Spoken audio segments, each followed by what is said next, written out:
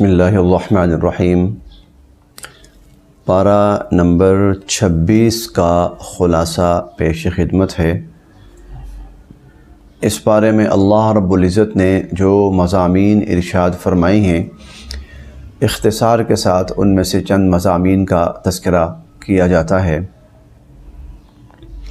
سب سے پہلے اللہ رب العزت نے جو اہل ایمان اپنے ایمان پر استقامت کا مظاہرہ کریں، وہ اہل ایمان جو اپنے ایمان پر استقامت کا مظاہرہ کریں، اللہ رب العزت نے ان کا اجر و ثواب ارشاد فرمایا ہے۔ اب پہلے تو ہم وہ آیت پڑھ لیتے ہیں، اللہ تعالیٰ کیا فرماتے ہیں۔ فرمایا ان الذین قالوا ربنا اللہ ثم استقاموا، بے شک وہ لوگ جنہوں نے کہا کہ ہمارا رب اللہ ہے، ثم استقاموا، پھر اس پر وہ ڈٹ گئے، استقامت کا مظاہرہ کیا۔ فلا خوف علیہم ولا هم یحزنون، تو پہلی چیز یہ ہے کہ نہ تو ان کے اوپر کوئی ڈر ہوگا اور نہ ہی وہ غمگین ہوں گے۔ یہ آخرت کے اعتبار سے ہوتا ہے کہ قیامت والے دن جب دنیا خوف و دہشت میں مبتلا ہوگی تو اللہ رب العزت اس خوف سے اور آخرت کے غم سے ان کی حفاظت فرمائیں گے۔ اور دوسری بات فرمائی اولئک اصحاب الجنت خالدین فیہا، یہی ہیں جنتی لوگ اور یہ ہمیشہ ہمیشہ جنت میں رہیں گے۔ جزاء بما کانوا یعملون، یہ ان کے اس عمل کا بدلہ ہے جو وہ دنیا میں کیا کرتے تھے۔ اب استقامت کسے کہتے ہیں؟ استقامت کا مطلب یہ ہے کہ جب انسان نے ایمان قبول کر لیا اور ایمان اختیار کر لیا، یا وہ پیدائشی طور پر ایمان پر ہی پیدا ہوا ہے، گھریلو حالات، گھریلو ماحول وہ سب ایمان والا ہی ہے، تو اب اس کے بعد اگر کبھی ایمان کی وجہ سے مشکلات آئیں، جیسا کہ آزمائش آتی ہے، اہل ایمان کی آزمائش ہوتی ہے، تو اگر آزمائش آئے، مشکلات آئیں، تو وہ اپنے ایمان پر قائم رہے، کسی صورت وہ ایمان کو نہ چھوڑیں اور کسی صورت وہ ایمان سے دستبردار نہ ہو، اسے کہا جاتا ہے استقامت۔ تو اللہ تعالیٰ فرماتے ہیں کہ جن لوگوں نے استقامت کا مظاہرہ کیا ایمان پر، تو قیامت کے ڈر اور خوف سے اللہ ان کی حفاظت فرما دیں گے، اور دوسری بات یہی جنتی لوگ ہیں اور ہمیشہ ہمیشہ جنت میں رہیں گے۔ اللہ رب العزت ہمیں اپنے ایمانوں پر قائم فرمائے اور ثابت قدمی نصیب فرمائے۔ اس کے بعد اللہ رب العزت نے دو طرح کی اولادوں کا تذکرہ فرمایا ہے، اور بلکہ یہ کہنا چاہیے کہ تقابل فرمایا ہے، اور وہ اس طرح کہ ایک تو اولاد وہ ہے کہ حتیٰ اذا بلغ اشدہ، کہ جب آدمی اپنی جوانی کو پہنچتا ہے، وبلغ 40 سنہ، اور 40 سال کی عمر کو پہنچتا ہے، قال رب اوزعنی ان اشکر نعمتک التی انعمت علی وعلی والدی، تو وہ کہتا ہے کہ یا اللہ مجھے توفیق نصیب فرما کہ میں شکر ادا کروں آپ کی ان نعمتوں کا جو آپ نے مجھے عطا فرمائی ہیں اور جو میرے والدین کو عطا فرمائی ہیں، وَأَنْ أَعْمَلَ صَالِحًا تَرْضَىٰ، اور میں ایسے کام کروں کہ جس سے آپ راضی ہو جائیں، وَأَصْلِحْ لِي فِي ذُرِّيَّتِي، اے اللہ میں آپ سے یہ بھی دعا کرتا ہوں کہ میری اولاد کو بھی نیکی کی راہ پر چلائیے اور نیکی کی راہ پر قائم فرمائیے، جو صالحیت ہے، نیکی ان کی میری اولاد کے اندر بھی پیدا فرما دیجیے۔ تو یہ تو ہوئی نیک اولاد جو اللہ رب العزت کی بھی فرما بردار ہے کہ اللہ سے دعا کر رہا ہے نیکی پر قائم رہنے، نعمتوں کے شکر کے ادا کرنے، اور دوسرا اپنے والدین کا بھی فرما بردار ہے کہ وہ اپنے والدین کے لیے بھی دعا کر رہا ہے۔ تو اللہ تعالیٰ فرماتے ہیں کہ اولئک الذین نتقبل عنہم احسن ما عملوا، تو اس قسم کی جو اولاد ہے ہم ان کے اچھے اعمال کو قبول کریں گے، ونتجاوز عن سیئاتہم، اور ان کے گناہوں کو معاف کریں گے، فی اصحاب الجنہ، اور ان کو جنت والوں میں شامل فرمائیں گے، اور وعد صدق الذی کانوا یوعدون، یہ جو وعدہ کیا جا رہا ہے یہ بالکل سچا ہے۔ تو ایک اولاد یہ ہوئی، خود بھی نیک ہے، والدین کی فرما بردار ہے، اور اپنی اولاد کے لیے بھی نیکی کی دعا کرتی ہے، تو اس کا انجام یہ ہے۔ دوسری فرمایا والذی قال لوالدیہ اف لکما اتعداننی ان اخرج وقد خلت القرون من قبلی، دوسری اولاد یہ ہے کہ جو والدین کو تنگ کرتی ہے اور ان کو طعنے دیتی ہے اور ان پر طنز کرتی ہے اور ان کو برا بھلا کہتی ہے، اور ساتھ یہ بھی کہتی ہے کہ کیا آپ مجھے اس بات کی وعیدیں سنا رہے ہیں کہ میں قیامت والے دن زندہ کیا جاؤں گا؟ وقد خلت القرون من قبلی، جبکہ مجھ سے پہلے کتنی ہی قومیں دنیا سے کہیں کوئی زندہ ہوا ہے آج تک؟ وہما یستغیثان اللہ ویلک آمن، اور وہ جو ماں باپ ہیں وہ اس کو اللہ کا واسطہ دیتے ہیں کہ تو برباد ہو جائے گا، ایمان قبول کر، ان وعد اللہ حق، اللہ کا وعدہ سچا ہے۔ اب یہ دوسری اولاد ہے، دوسری قسم ہے اولاد کی۔ یہ وہ ہے جو نہ تو اپنے والدین کا فرما بردار ہے اور نہ ہی اللہ رب العزت کا اطاعت گزار ہے۔ یہ اولاد اللہ تعالیٰ فرماتے ہیں اولئک الذین حق علیہم القول فی امم قد خلت من قبلہم من الجن والانس، ہم نے پہلے سے جو ایک فیصلہ کر دیا ہے نا انسانوں اور جنوں کے بارے میں کہ وہ انسان اور جنات جو اللہ کی نافرمانی کریں گے وہ جہنم میں جائیں گے، انہم کانوا خاسرین، کہ وہ خسارے اور نقصان سے دوچار ہوں گے۔ تو یہ جو دوسری قسم کی اولاد ہے یہ اس قسم کے اندر شامل ہوگی۔ اس کا انجام بہت برا ہے، اس کا انجام جہنم ہے۔ وَلِكُلٍّ دَرَجَاتٌ مِّمَّا عَمِلُوا، اور ہر کسی کے اپنے اپنے درجات ہوں گے اپنے اپنے اعمال کے مطابق۔ تو اللہ رب العزت نے دو قسم کی اولادیں اور ان دونوں کا انجام یہاں بیان فرمایا۔ ایک نیک اولاد ہے تو اچھا انجام ہے، اللہ کی بھی فرما بردار ہے، والدین کی بھی فرما بردار ہے، اللہ کی بھی شکر گزار ہے، والدین کی بھی شکر گزار ہے، اور اپنی اولاد کی بھی نیکی کی دعا کرتی ہے، تو یہ اچھی اولاد ہے، ان کا ٹھکانہ جہنم ہے۔ اور دوسری جو اولاد ہے نافرمان ہے، اللہ کے بھی والدین کی بھی، تو ان کا ٹھکانہ جہنم ہے، اور بالآخر اس کے لیے خسارہ ہی خسارہ ہے۔ اصل میں اللہ تعالی ہمیں جو پیغام دینا چاہتے ہیں اور تعلیم دینا چاہتے ہیں وہ یہ ہے کہ تم ان میں سے کس اولاد کا انتخاب کرو گے، تم کون سی اولاد بننا چاہو گے، تو اچھی اولاد بنو جو اللہ پر بھی ایمان لائے اور آخرت پر بھی، کیونکہ اس کا انجام بالآخر بہت اچھا ہے۔ اسی طرح اس پارے کے مضامین میں سے ایک مضمون وہ جنات کا قرآن کریم سننا ہے اور قرآن کریم سن کر ایمان لے آنا ہے۔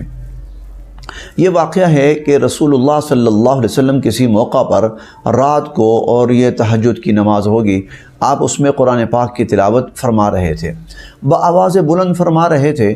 تو جس جگہ پر آپ تلاوت فرما رہے تھے گھر پہ نہیں تھے، کہیں باہر کسی وادی کے اندر تھے، وہاں سے جنات کی ایک جماعت کا گزر ہوا، جنات کی ایک جماعت گزری۔ دراصل وہ جو جنات تھے نا وہ بھی کسی مشن پر نکلے ہوئے تھے، اور مشن اصل میں یہ تھا کہ جنات کا آسمانوں پہ آنا جانا تھا، اور یہ جنات بڑی حد تک فرشتوں کے قریب بھی ہو جاتے تھے، اور ان جنات کے اندر جنات بھی ہوتے تھے، شیاطین بھی ہوتے تھے، تو فرشتوں کے قریب بھی ہو جاتے تھے، اور فرشتوں کی بسا اوقات کچھ گفتگو وہ سن بھی لیتے تھے۔ قرآن کریم کا نزول جب شروع ہوا تو جنات کا آسمانوں پر داخلہ بند کر دیا گیا۔ انہیں حیرت ہوئی کہ ایسا کیوں ہوا ہے، ہمارا داخلہ کیوں بند کر دیا گیا ہے آسمانوں کے اوپر؟ کوئی بڑا واقعہ رونما ہوا، اور انشاءاللہ 29ویں پارے میں سورہ جن جو ہے ہم تلاوت کریں گے، اس میں تو جنات باقاعدہ بتاتے ہیں کہ ہم پریشان ہوئے، اشر ارید بمن فی الارض ام اراد بہم ربہم رشدا، کہ کیا اللہ رب العزت نے زمین والوں کے لیے کسی عذاب کا فیصلہ کر لیا ہے، یا اللہ رب العزت نے ان کے لیے کسی خیر اور ہدایت کا فیصلہ کر لیا ہے، جو کوئی بہت غیر معمولی سیکیورٹی کر دی گئی ہے کہ ہمارا بھی داخلہ اوپر بند کر دیا گیا ہے۔ اور جب بھی ہم میں سے کوئی الا من خطف الخطف فاتبعه شهاب ثاقب، تو کوئی اگر جن جو ہے یا شیطان آسمان کے قریب پھٹکنے کی کوشش بھی کرتا ہے تو شہاب ثاقب، یوں سمجھ لیجئے کہ ایک میزائل اس کی طرف، گائیڈڈ میزائل لپکتا ہے اور اس کو جلا کے راکھ کر دیتا ہے۔ تو یہ جنات جو ہے یہ نکلے ہوئے تھے اس مشن پر کہ دیکھیں کیا ہوا ہے، کوئی خاص بات۔ تو ان میں سے جنات کی ایک جماعت اس کا مکہ مکرمہ میں گزر ہوا، اور حضور صلی اللہ علیہ وسلم قرآن پاک کی تلاوت فرما رہے تھے، اور انہوں نے قرآن پاک کی وہ تلاوت سنی۔ وَإِذْ صَرَفْنَا إِلَيْكَ نَفَرًا مِّنَ الْجِنِّ، اور جب جنوں کی ایک جماعت کو ہم نے آپ کی طرف پھیرا، يَسْتَمِعُونَ الْقُرْآنَ، اور وہ قرآن سننے لگے۔ فَلَمَّا حَضَرُوهُ، جب وہ اس جگہ آئے جہاں آپ موجود تھے، قالوا انصتوا، تو وہ باقیوں سے کہنے لگے خاموش ہو جاؤ، کوئی بڑا اہم کلام ہے، کوئی بڑا اہم پیغام ہے جو ہم سن رہے ہیں، خاموش ہو جاؤ اور خاموشی سے سنو۔ اور قرآن کریم کا ادب یہی ہے کہ قرآن کریم کی جب تلاوت ہو تو اس کو خاموشی سے سماعت کیا جائے۔ فلما قضیہ، جب تلاوت مکمل ہو گئی، آپ نے تلاوت مکمل فرما لی، ولوا الی قومہم منذرین، تو اب یہ جنات جو ہیں اپنی قوم کی طرف جب واپس پلٹے ہیں تو اس طرح پلٹے ہیں کہ ان کی اپنی کایا پلٹ چکی ہے اور یہ خود پلٹ چکے ہیں۔ یہ کفر میں تھے، یہ شرک میں تھے، قرآن کریم کی تلاوت سنی اور قرآن پاک کا بڑا واضح پیغام سنا تو نہ صرف یہ کہ خود قرآن پر ایمان لے آئے، جیسا کہ آگے ان کا تذکرہ بھی آتا ہے، قالوا یا قومنا انا سمعنا کتابا انزل من بعد موسیٰ، اور ویا قومنا اجیبوا داعی اللہ وآمنوا بہ یغفر لکم، اور 29ویں پارے میں آتا ہے کہ اوحی الی انہ استمع نفر من الجن فقالوا انا سمعنا قرآنا عجبا یہدی الی الرشد فآمنا بہ۔ تو خود بھی ایمان لے آئے، نہ صرف خود ایمان لے آئے بلکہ جب واپس گئے ہیں تو پھر باقیوں کو بھی ایمان کی دعوت دینے لگے کہ آسمانوں پر ہمارا جو داخلہ بند کیا گیا ہے اس لیے بند کیا گیا ہے کہ اللہ رب العزت نے ایک کلام نازل کیا ہے، ہم وہ کلام سن کر آئے ہیں، نہ صرف سن کر آئے ہیں بلکہ ہم اس پر ایمان بھی لے آئے۔ یہ واقعہ بیان کرنے کا ایک بڑا مقصد یہ ہے کہ قرآن کریم اللہ کا ایسا کلام ہے کہ جس کو اگر واقعتاً دھیان سے سنا جائے اور کانوں سے سنا جائے اور اس کو سمجھا جائے تو یہ انسان کی ہدایت کے لیے کافی ہے۔ جنات حالانکہ بڑے سرکش ہوتے ہیں، اللہ تعالیٰ قرآن کریم میں کئی جگہ فرماتے ہیں وَخَلَقَ الْجَانَّ مِن مَارِجٍ مِّن نَار، ان کو تو آگ سے پیدا کیا گیا اور آگ کے اندر سرکشی ہے اور ان کے اندر بہت سرکشی ہے، لیکن وہ سرکش ہونے کے باوجود قرآن جب سنتے ہیں تو قرآن پر ایمان لے آتے ہیں اور قرآن کے آگے سر تسلیم خم کر لیتے ہیں۔ اللہ رب العزت کا کلام ایسا اعجازی کلام ہے اور ایک معجزہ ہے کہ جو سنتا ہے وہ اس سے متاثر ہو کر رہتا ہے، اب چاہے وہ انسان ہو اور چاہے وہ جنات ہوں۔ اسی طرح اس پارے کے مضامین میں سے ایک مضمون یہ سورہ محمد ہے، رسول اللہ صلی اللہ علیہ وسلم کے نام نامی کے اوپر ہے یہ سورت۔ اس سورت میں اللہ رب العزت نے، ویسے تو اس کا جو موضوع ہے وہ جہاد ہے، جہاد کا حکم بھی ہے اس کے اندر، جہاد کی تلقین بھی ہے، اور جب جہاد ہو اور مسلمانوں کو فتح ہو تو کفار کے ساتھ کیا معاملہ سلوک کرنا ہے اس کا بھی تذکرہ ہے۔ جو بات بیان کرنی یہاں پر، اللہ تعالیٰ فرماتے ہیں ایمان والوں کو کہ ان تنصروا اللہ ینصرکم ویثبت اقدامکم، اگر تم اللہ کی مدد کرو گے تو اللہ تعالیٰ تمہاری مدد کریں گے اور تمہیں ثابت قدم رکھیں گے۔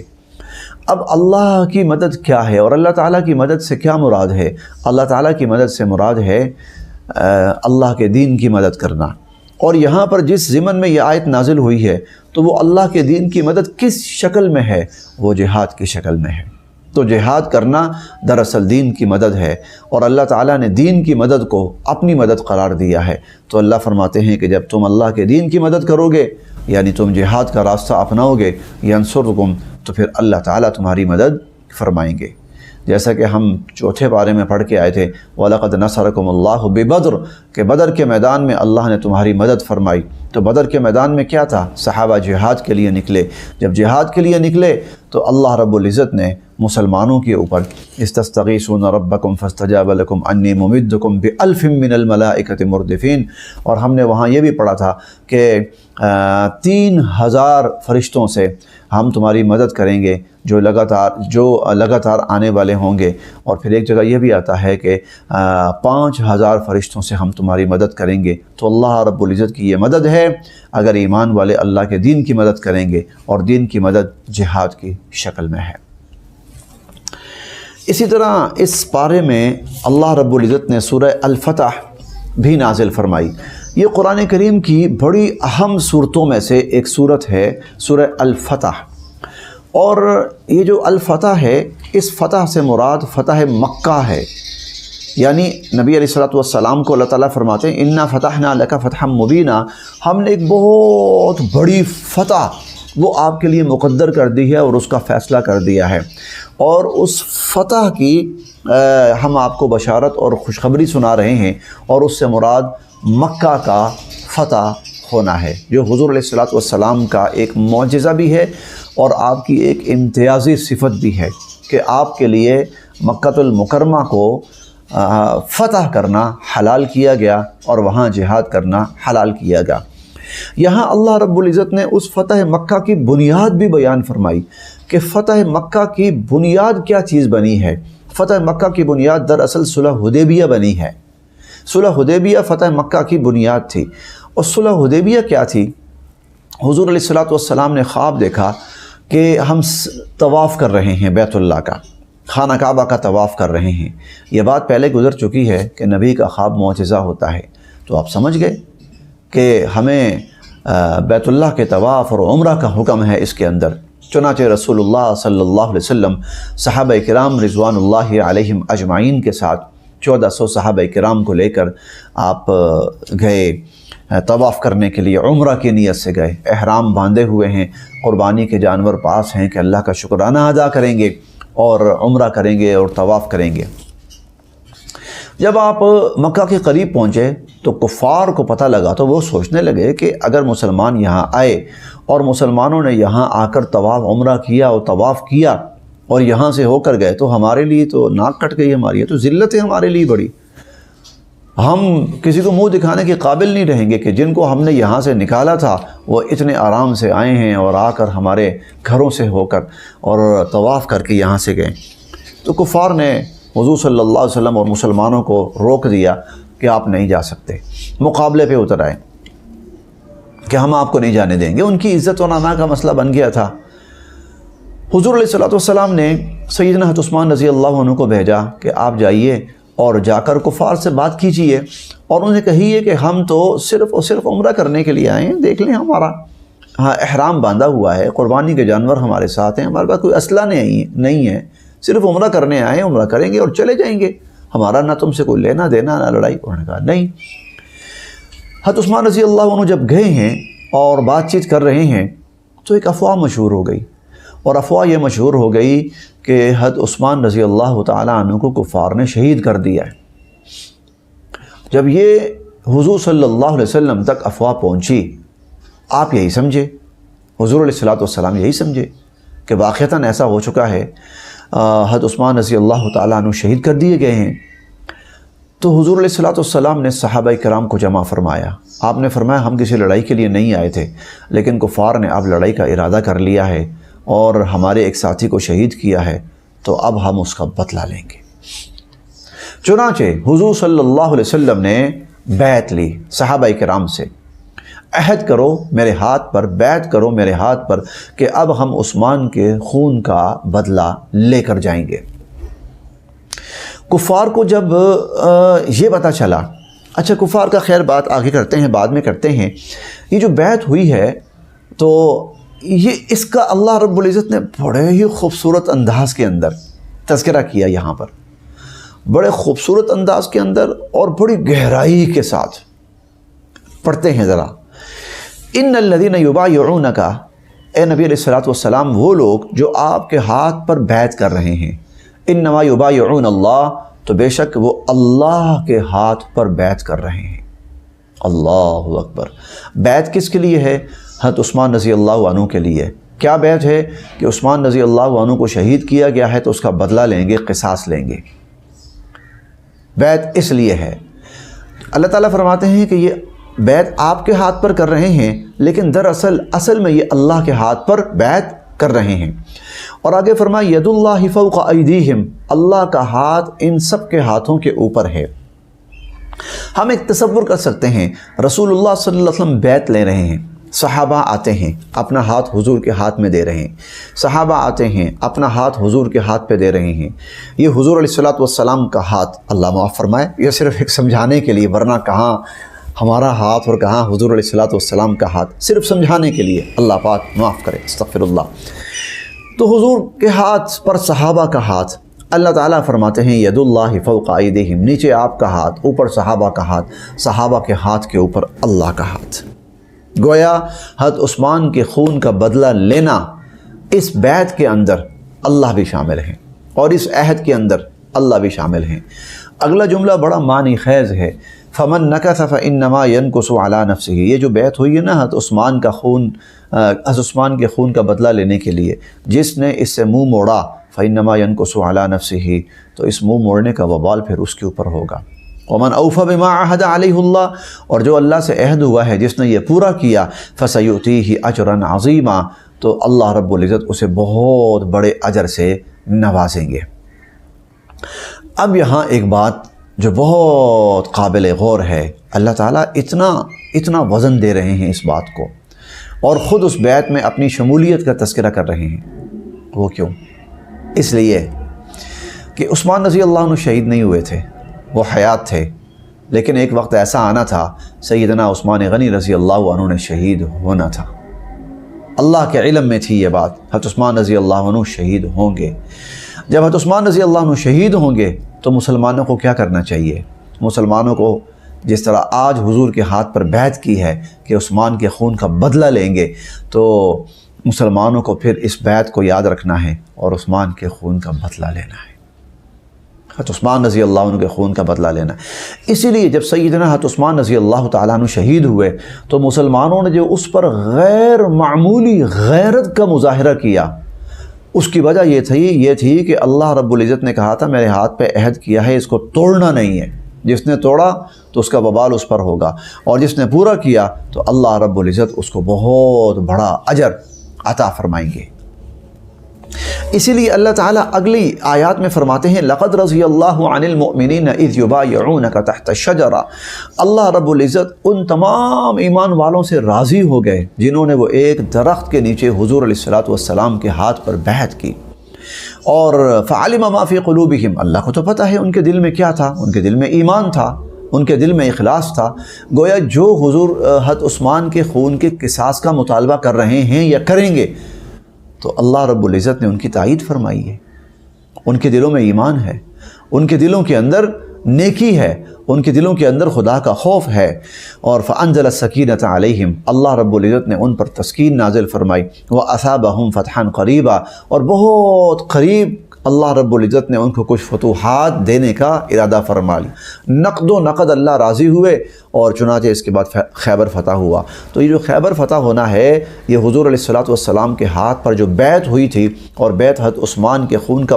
بدلہ لینے کے لیے ہوئی تھی، اس پر اللہ رب العزت اتنے راضی ہوئے، اتنے خوش ہوئے کہ نمبر ایک اثابہم فتحا قریبا، اللہ نے مسلمانوں کے لیے قریب کی فتوحات کا فیصلہ فرما دیا، ومغانم کثیرۃ یاخذونها، اور اللہ رب العزت نے بہت سارے غنیمت کے مال مسلمانوں کو دینے کا ارادہ کر لیا، اور وعدکم اللہ مغانم کثیرۃ تاخذونها، اور فعجل لکم هذه، یہ تو اللہ نے فوری نقد خیبر فتح ہوا، اور یہ فتح بھی نصیب ہوئی، اور خیبر کی فتح کی صورت میں مال غنیمت بھی نصیب ہوا۔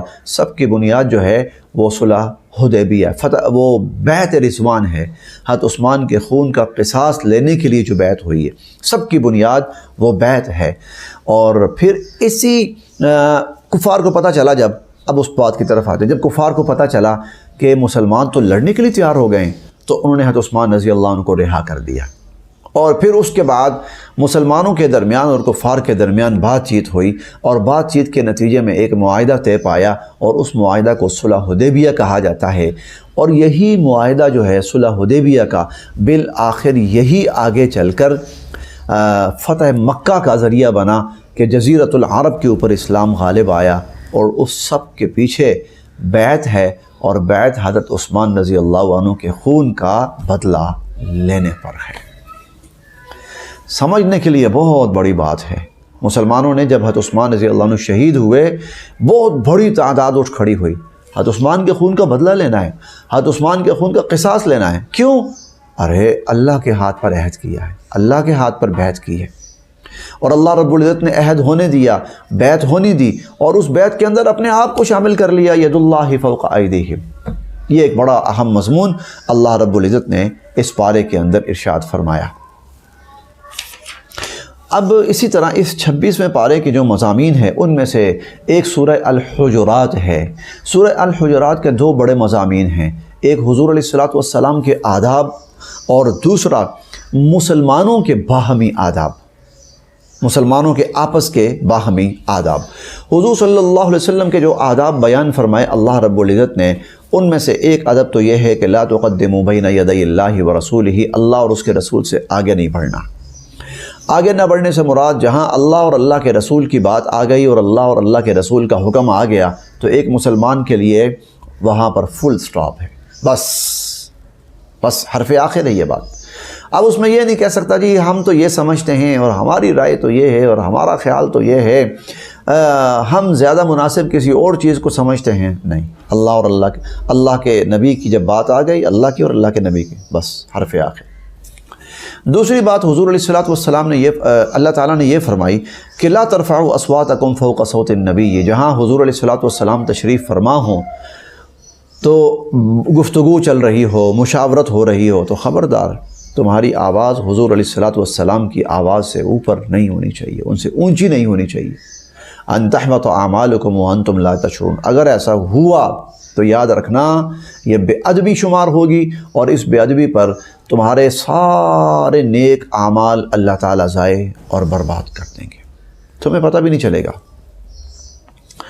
اچھا، اب جب تک حضور علیہ الصلوۃ والسلام حیات تھے تو یہ ادب تھا کہ آہستہ اپنی آوازوں کو آہستہ رکھنا ہے۔ اب جب کہ حضور علیہ الصلوۃ والسلام دنیا سے پردہ فرما گئے ہیں تو آپ کی جو قبر مبارک اور آپ کا روضہ مبارک ہے، یہ ادب اس کا ہے کہ جب وہاں جاؤ تو خاموشی، آہستہ آواز، شور شرابہ نہیں ہونا چاہیے، آوازیں اونچی نہیں ہونی چاہیے۔ کیوں؟ اللہ کے نبی کا ادب آپ کی حیات مبارکہ میں بھی تھا اور دنیا سے آپ کے پردہ فرمانے کے بعد قیامت تک ہے۔ اسی طرح حضور علیہ الصلوۃ والسلام کے آداب میں سے ایک ادب یہ بھی بیان کیا گیا کہ ان الذین ینادونک من وراء الحجرات اکثرهم لا یعقلون، کہ اگر حضور علیہ الصلوۃ والسلام کے گھر کوئی آئے، آپ کے گھر کے دروازے پہ کوئی آئے تو اس طرح آوازیں نہ دے اور حضور علیہ الصلوۃ والسلام کو اس طرح نہ بلائے جس طرح کہ ایک دوسرے کو تم بلاتے ہو۔ اب ہوا یہ تھا کہ ابھی بہرحال یہ جو اسلامی تمدن ہے یہ ڈیولپ ہو رہا تھا۔ ایسا بھی ہوتا تھا کہ لوگ آتے تھے حضور علیہ الصلوۃ والسلام کے گھر تو باہر سے آواز دیتے تھے، اخرج یا محمد، کہ اللہ کے نبی باہر تشریف لائیے، آپ کا نام لے کر، یا محمد اخرج، باہر تشریف لائیے، ہم آپ سے ملنے کے لیے آئے ہیں۔ اللہ نے منع فرما دیا، یہ بے ادبی ہے۔ وَلَوْ أَنَّهُمْ صَبَرُوا، جو لوگ آئیں انتظار کریں، حَتَّى تَخْرُجَ إِلَيْهِمْ، یہاں تک کہ حضور علیہ الصلوۃ والسلام خود آپ کے پاس تشریف لائیں۔ تو حضور کو نہیں بلانا بلکہ حضور کا انتظار کرنا ہے کہ حضور تشریف لائیں۔ تو آوازیں نہیں دینی حضور صلی اللہ علیہ وسلم کو جیسے کہ آپس میں ایک دوسرے کو آوازیں دیتے ہو۔ یہ تین بڑے آداب حضور علیہ الصلوۃ والسلام کے بیان کیے گئے، اور پھر آگے مسلمانوں کے باہمی آداب بیان کیے گئے۔ یہ 6 معاشرتی آداب ہیں، اگر ہم ان کو اپنا لیں نا، آپ یقین کریں معاشرہ سدھر جائے گا، سنور جائے گا، معاشرہ پر امن ہو جائے گا۔ اب وہ کون سے ہیں؟ وہ آداب کون سے ہیں باہمی؟ نمبر 1، لا یسخر قوم من قوم، کسی مسلمان کو اجازت نہیں ہے کہ وہ کسی دوسرے مسلمان کا مذاق اڑائے۔ نہ مردوں کو اجازت ہے اور نہ ہی خواتین کو اجازت ہے کہ وہ آپس میں عورتوں کا مذاق اڑائیں۔ ہر وہ طرز عمل جس میں مسلمان کا مذاق اڑایا جائے، تمسخر کیا جائے، استہزاء کیا جائے، اللہ نے منع فرما دیا۔ پہلا، باہمی مسلمانوں کا تعلق اور حق۔ دوسرا، ولا تلمزوا انفسکم، کسی مسلمان کو جائز نہیں ہے کہ کسی مسلمان کے اوپر الزام عائد کرے، کسی مسلمان کے لیے جائز نہیں ہے، بلکہ ہر مسلمان کے لیے چاہیے کہ وہ دوسرے مسلمان کی عزت کرے۔ الزام کا مطلب ذلیل کرنا ہوتا ہے نا، ذلیل نہ کرے، اس کو معزز کرے اور اس کو عزت دے، یہ دوسرا ادب۔ تیسرا ادب، ولا تنابزوا بالالقاب، خبردار کسی کے برے نام نہیں رکھنے، کسی کو غلط القابات سے نہیں پکارنا۔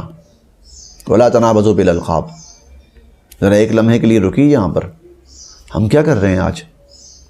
بسا اوقات مذہبی بنیادوں پر اور بہت زیادہ سیاسی بنیادوں پر اپنے مخالفین کے ساتھ جو ہم کرتے ہیں، جو ان کے غلیظ نام ہم تجویز کرتے ہیں، جو بدترین نام ہم تجویز کرتے ہیں، اللہ رب العزت نے یہاں منع فرمایا۔ اسی وجہ سے تو دشمنیاں پڑی ہوئی ہیں، اسی وجہ سے تو نفرتیں پڑی ہوئی ہیں، اور اسی وجہ سے تو مسلمان ایک دوسرے کے دست و گریبان ہیں کہ وہ اس کے بڑے ہی غلط نام تجویز کرتا ہے اور وہ اس کے بڑے ہی غلط نام تجویز کرتا ہے۔ ہم نے ایک دوسرے کی پارٹیوں کے اور ایک دوسرے کی جماعتوں کے لوگوں کے کیا کیا نام رکھے ہوئے ہیں، استغفر اللہ، منع فرمایا اللہ نے، وَلَا تَنَابَزُوا بِالْأَلْقَابِ، اور آگے فرمایا وَمَن لَّمْ يَتُبْ، جس نے توبہ نہ کی فَأُولَٰئِكَ هُمُ الظَّالِمُونَ، وہ ظالم ہیں۔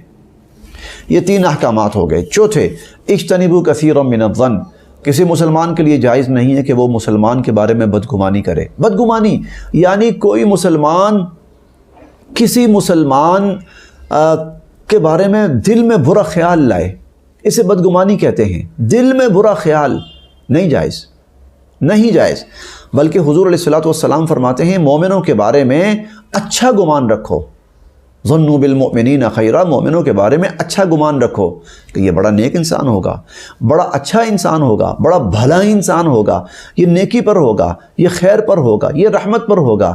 مسلمانوں کے بارے میں بدگمانی نہ کرو، اور یہ تو شکل سے ہی لگ رہا ہے کہ برا ہوگا، اور فلاں جماعت ہے یہ تو ہوتی ہی بری ہے، فلاں لوگ ہیں یہ تو ہوتے ہی برے ہیں۔ نہ، مسلمان کسی مسلمان کے بارے میں بدگمانی نہ کرے، دل میں برا گمان بھی نہ لائے۔ یاد رکھیے گا، ایک مسلمان کے لیے دوسرے مسلمان کے لیے اچھا گمان رکھنا واجب ہے، اور بلا کسی عذر اور بلا کسی وجہ کے کسی کے بارے میں برا گمان رکھنا یہ حرام ہے، قطعی حرام ہے۔ یہ 4 ہدایات ہو گئیں۔ نمبر 5، ولا تجسسوا، ایک دوسرے کی ٹوہ میں نہ لگو، ایک دوسرے کی خامیاں تلاش کرنا کہ مجھے اس کے بارے میں کچھ پتہ لگے اور میں لوگوں کو بتاؤں، اور میں وائرل کروں اس کو، اور میں پھیلاؤں اس کو، لیں جی ہم آپ کو دکھا رہے ہیں، یہ دیکھو جی۔ ولا تجسسوا، اے لوگوں ایک دوسرے کی جاسوسی میں نہ پڑو، ایک دوسرے کی ٹوہ میں نہ لگو۔ اور 6 ہدایت، ولا یغتب بعضکم بعضا، کوئی مسلمان کسی مسلمان کی غیبت نہ کرے۔ اور اس غیبت کے بارے میں اللہ نے کیا فرمایا کہ یہ تو ایسا ہے کہ جیسے اپنا کسی کا بھائی فوت ہو گیا ہے اور اس کی لاش پڑی ہوئی ہے، بھائی فوت ہو گیا، بھائی کی لاش پڑی ہوئی ہے، اور کوئی آدمی اپنے بھائی کی لاش، مردہ بھائی، اس کا گوشت کاٹے اور کاٹ کے کھانا شروع کر دے۔ ایحب احدکم ان یأکل، تم میں سے کوئی پسند کرتا ہے کہ وہ اپنے مردہ بھائی کا گوشت کھائے؟ اور کسی کی غیبت کرنا اپنے مردہ بھائی کا گوشت کھانے کی مترادف ہے۔ فکرہتموہ، اور تم اس کو بالکل پسند نہیں کرتے بلکہ ناپسند کرتے ہو۔ واتقوا اللہ، اللہ کی نافرمانی سے ڈرو۔ تو یہ 6 آداب اللہ نے بیان فرمائے، اور ان آداب کے اندر مسلمانوں کے لیے بڑی رحمت ہے، بڑی خیر ہے، آپس میں پیار محبت پیدا ہوتا ہے، اور آپس کے اندر قربتیں جنم لیتی ہیں، اور دوریاں اور اجنبیتیں اور انتشار ختم ہوتے ہیں۔ ابھی اور بھی بہت سارے مضامین ہیں، لیکن اختصار کے پیش نظر اسی پر اکتفا کیا جاتا ہے۔ اللہ تعالی ہم سب کے لیے عمل کی راہیں آسان فرمائے۔